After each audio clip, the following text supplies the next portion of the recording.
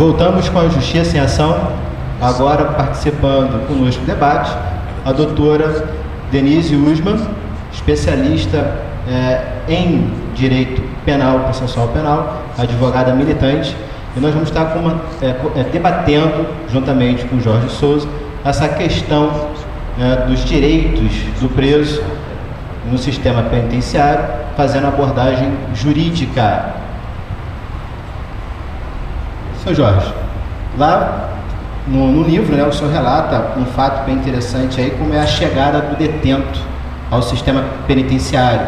Ele deve passar por uma revista, ele deve fazer exame no IML. Como é que funciona essa chegada do preso no sistema penitenciário?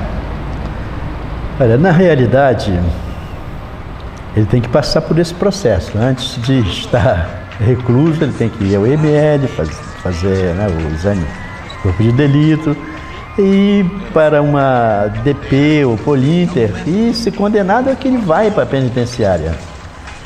Então, ele vai chegar lá e vai encontrar uma vida totalmente diferente. E como cito no livro, o fronde vivere nova, a frente de nova vida.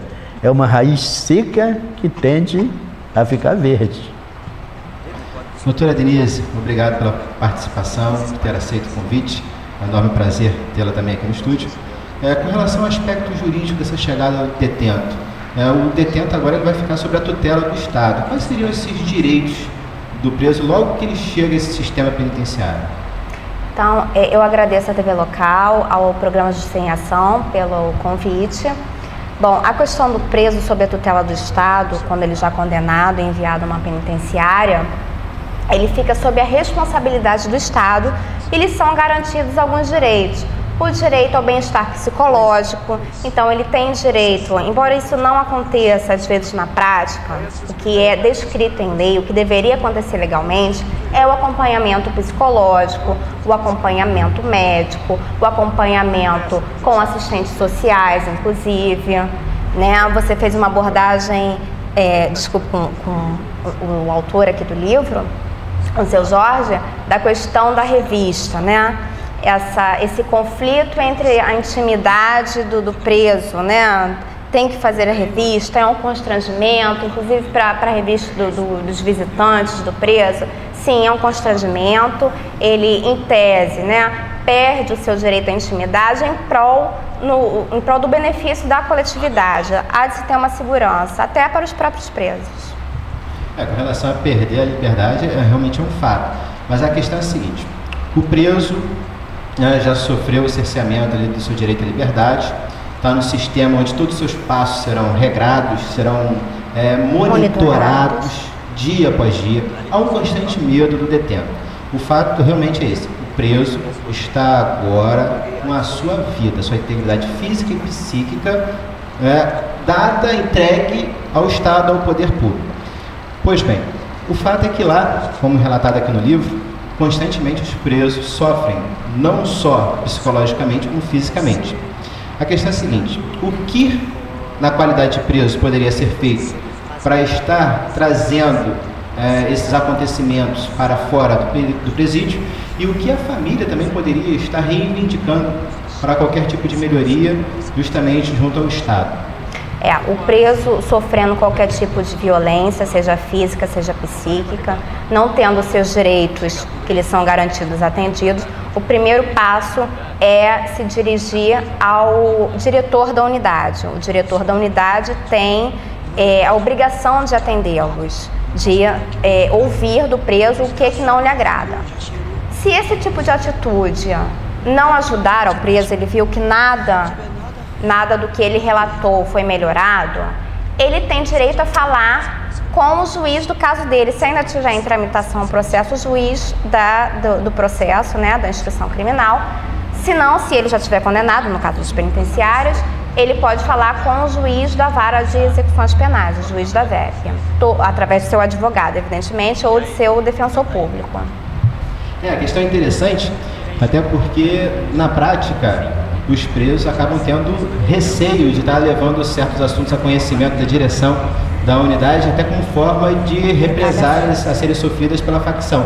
Na prática, como é que funciona essa questão do preso? Ele realmente leva a conhecimento algumas irregularidades ocorridas com ele dentro da cela? Ele tem medo de levar? Eu vi uma passagem aqui no livro que, como forma de castigo, o preso ele era amarrado a uma linha de costura e ficava delimitado aquele círculo de alcance daquela linha de costura, e se viesse a arrebentar, ele sofria represália dos outros detentos. Como é que é essa parte prática? Já vimos a parte jurídica, como é que funciona isso na prática? Como é que fica a situação do preso nessa situação? Na realidade, numa prisão gigantesca, como era a Cândido Mendes na Ilha Grande, existiam 2 prédios. Um se chamava o Caldeirão do Inferno e o outro prédio anexo. O número de homens que trabalham, que executam suas tarefas, os agentes penitenciários, na realidade, sempre foi mínimo. Esse tipo de situação era a imposição dos chefes, entendeu? Daquela facção. Como traição, olha, você vacilou. Então é o seguinte, se você sair da tua cela, você vai pagar, entendeu? De alguma forma. De repentemente até com a própria vida. Então, nós, agentes, não tínhamos e não temos atualmente também condição de impedir, entendeu? Os agentes lutam para que os detentos passem bons dias dentro da prisão, mas o convívio de muitos homens, de muitas situações, um calor imenso, uma falta, às vezes até uma falta d'água, levam os presos, os detentos, a cometerem situações, entendeu? Que fica dificílima de se poder protegê-los, fica difícil. Doutora, com relação a esse relato, alguns presos, até para se resguardarem fisicamente, acabam cometer alguns outros crimes dentro do sistema prisional. Com relação a isso, teria como a gente fazer alguma forma para mensurar, para medir qual é o grau de lesão que o preso está sofrendo fisicamente ou mentalmente, para reagir a ponto de não ter agravamento de pena, ou necessariamente haveria um agravamento de pena em razão de mau comportamento, enfim? Pois é, infelizmente é uma questão muito subjetiva.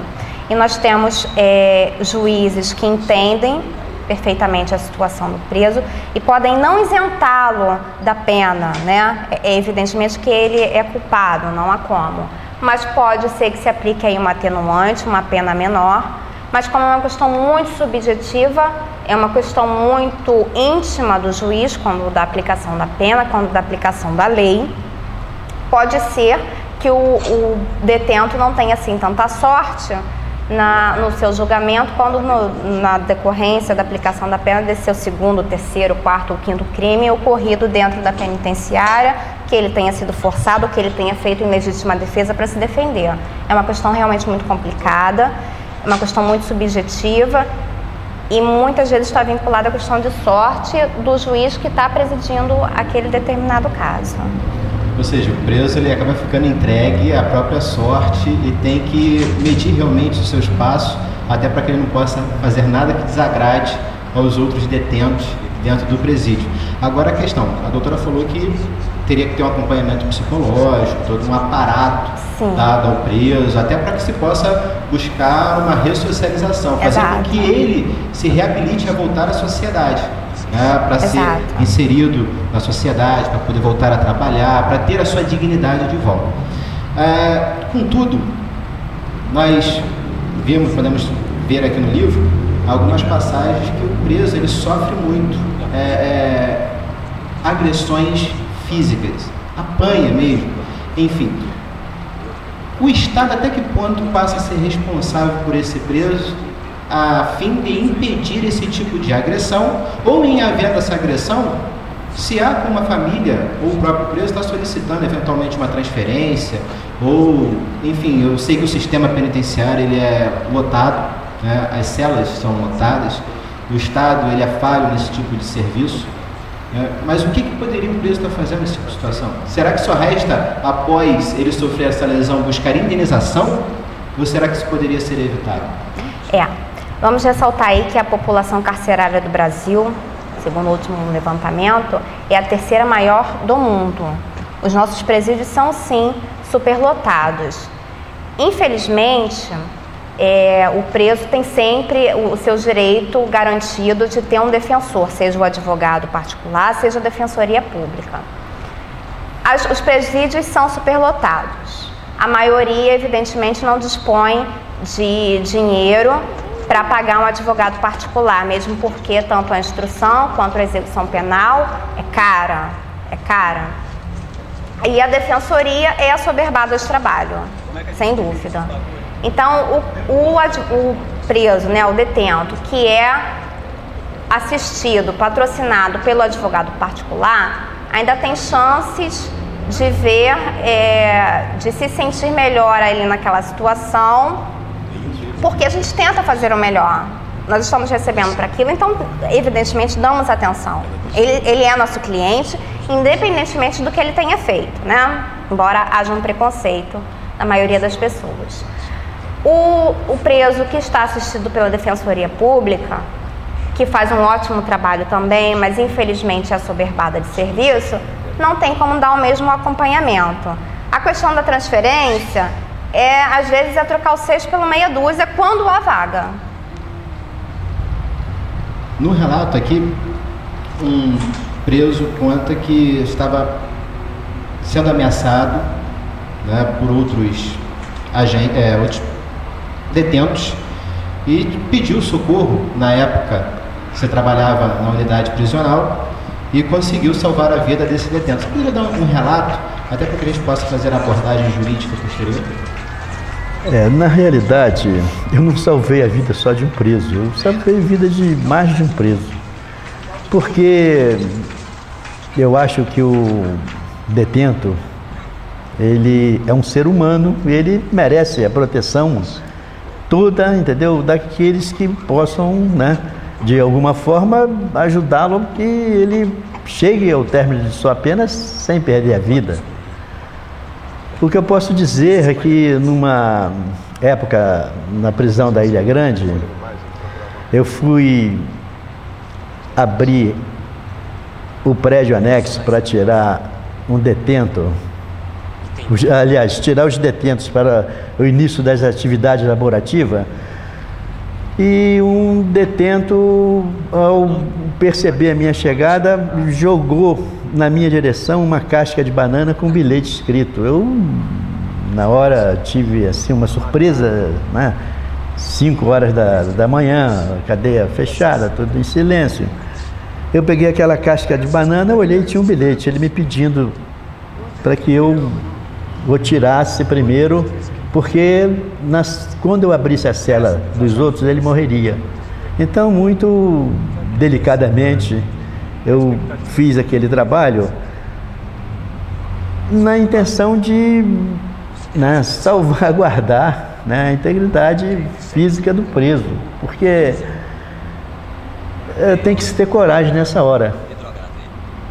E eu, graças a Deus, fui bem sucedido, e o preso também foi bem sucedido, não morreu. Quando eu abri as outras celas, os outros vieram na direção, ele já estava no seguro. Seguro é onde o preso não pode mais conviver naquele ambiente, entendeu? Se ele ficar, ele perde a vida. É uma das passagens interessantes do livro. E também quero dizer que esse tópico talvez não seja abordado, que nem porque são detentos, são presos, são pessoas sob custódia do Estado, não são seres humanos. Eu assisti a várias situações dentro das unidades penais em que eles doavam os seus alimentos, que não são poucos, entendeu? Quantidades de um almoço, de um jantar, de jejum, de uma ceia durante um dia para 1000 presos. Eles não comiam, eles iam ao diretor e diziam: olha, doutor, nós estamos doando para entidade tal. e cumpriu ali, não comia, não bebia. Quer dizer, nem por isso, por ser detento, não deixam de ser seres humanos também. Então essa parte não se fala só mal do preso, tem que falar as coisas boas. Então a minha intenção no livro foi de demonstrar fatos que a sociedade desconhece. Antes de voltarmos agora a palavra com a doutora Denise, vamos para um rápido intervalo. Não sai daí não, hein?